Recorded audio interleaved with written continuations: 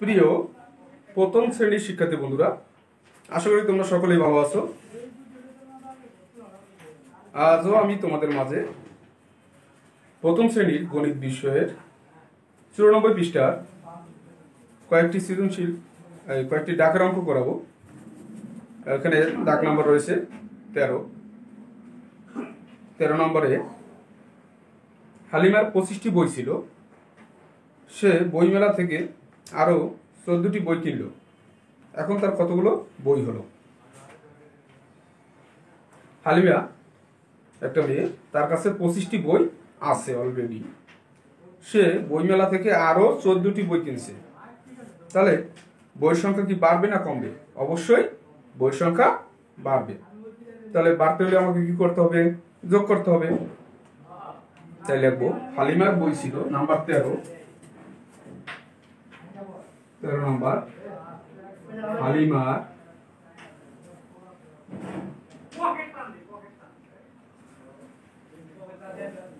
বই ছিল, হালিমার বই ছিল 25টি।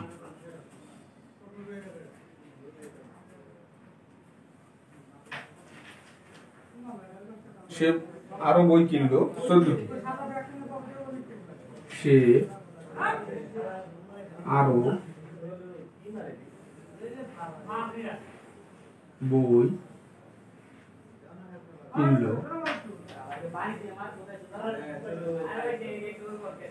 14টি।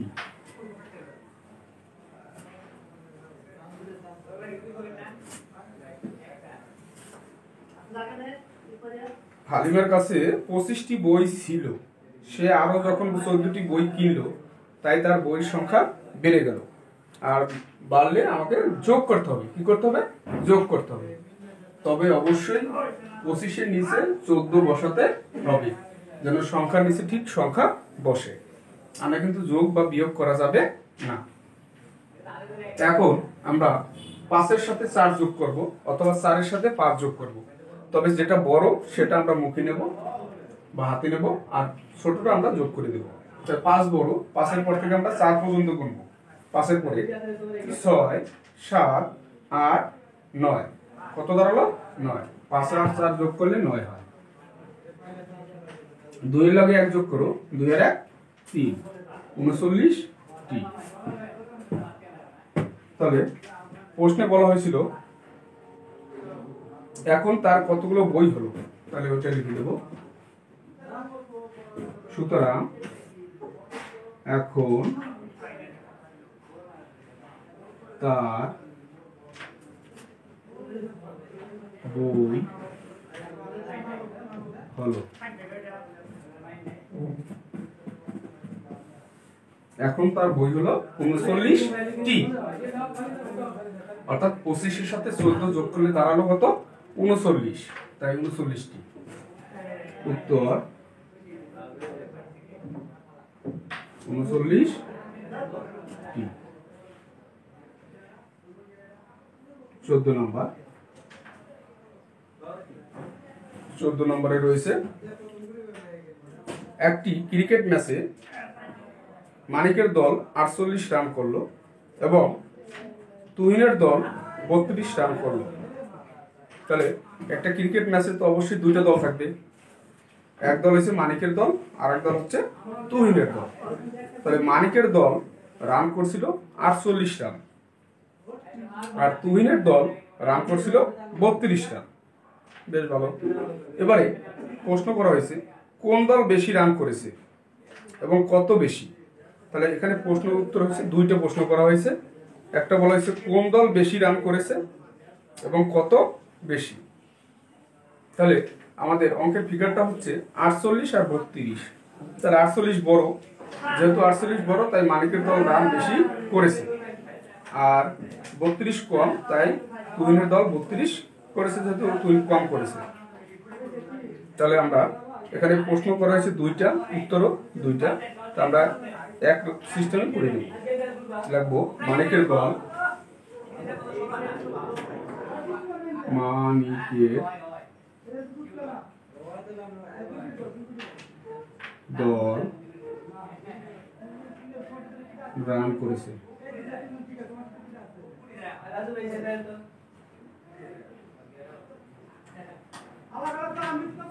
মানিকের দল রান করেছে 48।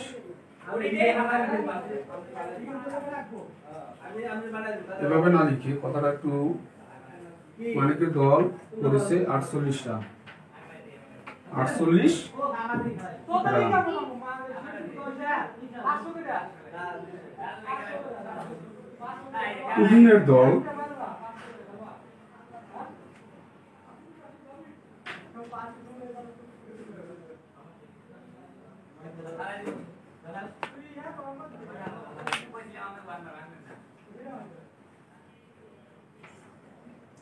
তুহিনের দল করেছে 32 রান।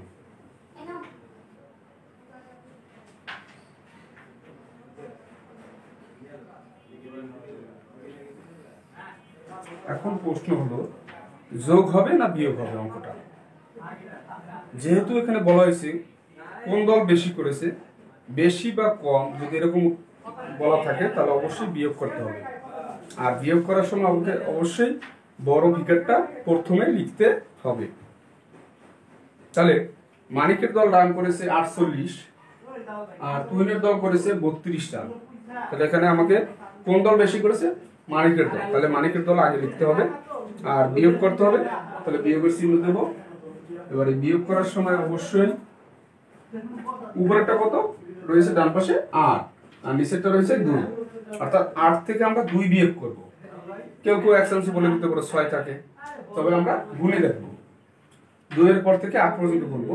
3 4 5 6 7 8 8 শেষ। এবারে আবার করগুলো দেখবো 1 2 3 4 5 6 কত হলো 6। 4 থেকে 3 বিয়োগ করলে 1 থাকে, এটা অটোমেটিক বলা যায়। 3 এর পরে কোনো 4 1 হয়ে যেতে 1 16 রান। এখন আমরা কোন দল বেশি করেছে কথাটা বলা হয়েছিল, সুতরাং লাগবে সুতরাং মানিকের দল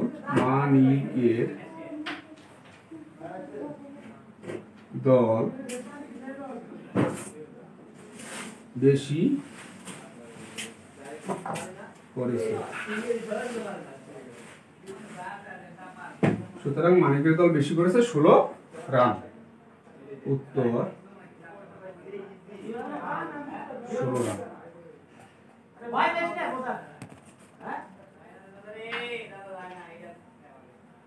প্রিয় শিক্ষার্থী বন্ধুরা, এভাবে কিন্তু আমরা ডাকের অঙ্কগুলো সাজিয়ে লিখতে হবে। আমাদের অবশ্যই এগুলো কিন্তু সাজিয়ে সাজিয়ে সুন্দর করে সংখ্যার নিচে সংখ্যা বসিয়ে লিখতে হবে। এরপর রয়েছে 48 থেকে 15 নম্বর। রনির বয়স 49 বছর এবং অপুর বয়স 33 বছর। রনি থেকে অপু কত বছরের ছোট? তাহলে দুইজন ব্যক্তি, একজন হচ্ছে রনি, তার বয়স হচ্ছে 49 বছর এবং অপুর বয়স হচ্ছে 33 বছর। যেহেতু এই যে ছোট বা বড় বা বেশি বা কম এগুলো বললে অবশ্যই তুলনা করা বোঝালে বিয়োগ করতে হবে। কি করতে হবে? বিয়োগ। তাহলে বিয়োগ করার সময় আমাকে অবশ্যই বড় ফিগার যেটা সেটা প্রথমে লিখতে হবে।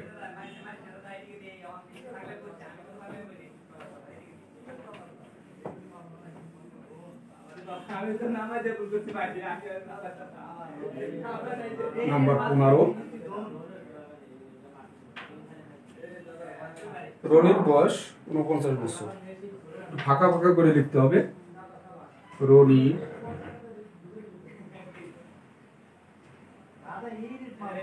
বয়স 49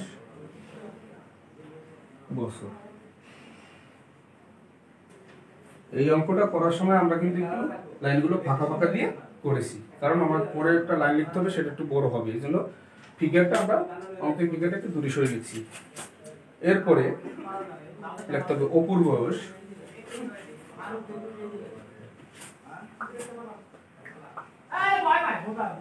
49 বয়স, অপুর বয়স 33 বছর।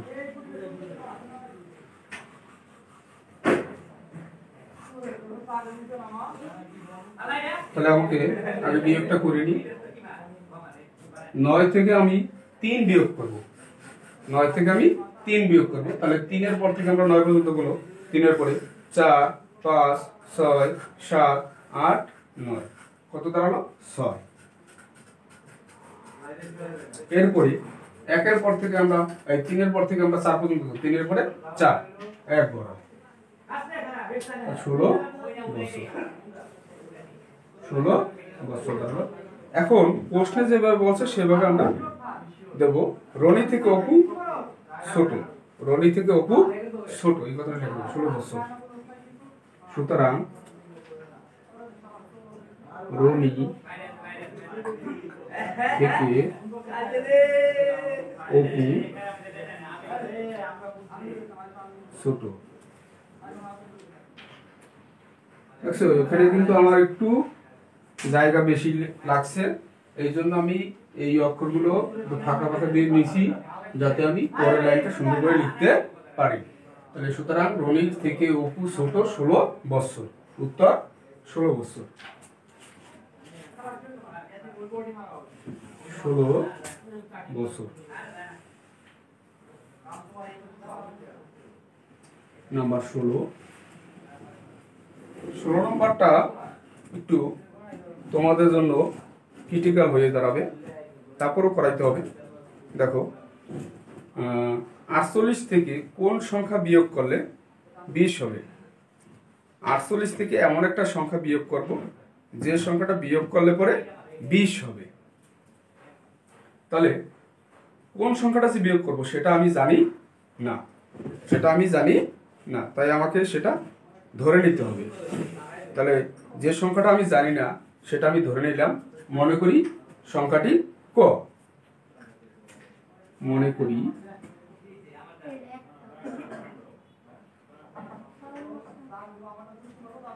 সংখ্যাটি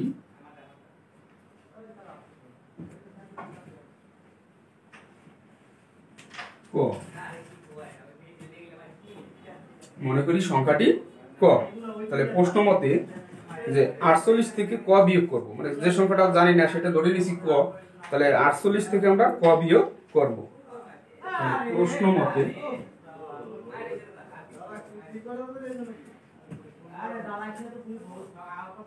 প্রশ্ন মতে 48 বিয়োগ ক সমান কত? 20 সমান 20। অর্থাৎ 48 থেকে এমন একটা সংখ্যা বিয়োগ করলে সমান কত হবে? 20 হবে। তাহলে এখন আমি 48 থেকে কত বিয়োগ করব সেটা আমি জানি না, এই জন্য আমি যেটা জানি না সেটাকে অজ্ঞাত রাশি বলা হয়, সেটাকে আমি ধরে নিচ্ছি মনে করি সংখ্যাটি ক। তাহলে প্রশ্ন মতে 48 থেকে বিয়োগ করব, 48 থেকে ক বিয়োগ করলাম, যেটা জানি না সেটা ক বিয়োগ সমান 20।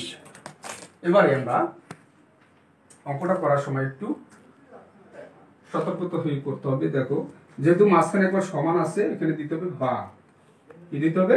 বা দিতে হবে।